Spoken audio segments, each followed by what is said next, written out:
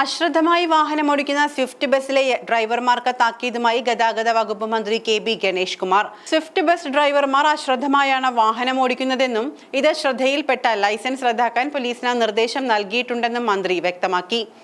KSRTC royal view double decker ബസിന്റെ service flag off ചെയ്ത് സംസാരിക്കവെയാണ് സ്വിഫ്റ്റ് ബസ്സിലെ ഡ്രൈവർമാരുടെ അശ്രദ്ധയെക്കുറിച്ച് മന്ത്രി സൂചിപ്പിച്ചത്. പലപ്പോഴും സ്വിഫ്റ്റ് ബസ് ഡ്രൈവർമാർ അശ്രദ്ധമായാണ് വാഹനം ഓടിക്കുന്നത്.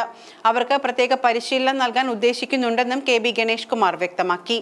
സ്വിഫ്റ്റ് ഡ്രൈവർമാർ കൂടുതൽ അപകടം ഉണ്ടാക്കുന്നുണ്ട്. അനാവശ്യമായി ഡീസൽ കത്തിച്ച് തീർക്കുന്നു. ഇവർ ഓടിക്കുമ്പോൾ മൈലേജ് കുറവാണ്. ഇത് തടയാൻ പുതിയ പദ്ധതി തയ്യാറാക്കാൻ ഒരുങ്ങുകയാണ്.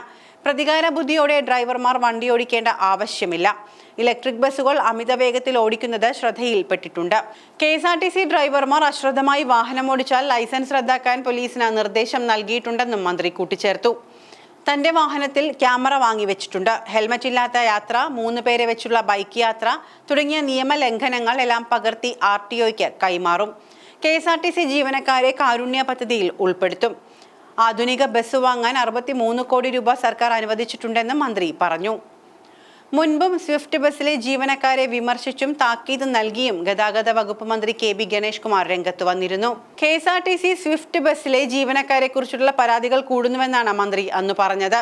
ലഭിക്കുന്ന പരാതികളിൽ ബഹുഭൂരിപക്ഷവും സ്വിഫ്റ്റ് ഡ്രൈവർമാരെയും കണ്ടക്ടർമാർക്കും എതിരെയാണെന്ന് മന്ത്രി പറഞ്ഞു. അശ്രദ്ധയോടെയുള്ള ഡ്രൈവിംഗ്, കണ്ടക്ടറുടെ മോശം പെരുമാറ്റം എന്നിവയാണ് പരാതികളിൽ കൂടുതലും. ഓരോ ദിവസത്തെയും കണക്കെടുത്താൽ 3000-ലേറെ ബസ്സുകളുള്ള KSRTC ഡ്രൈവർമാരെക്കാൾ അപകടമുണ്ടാക്കുന്നത് വളരെ തുച്ഛമായ ബസ്സുകളുള്ള സ്വിഫ്റ്റിലെ ഡ്രൈവർമാരാണ്.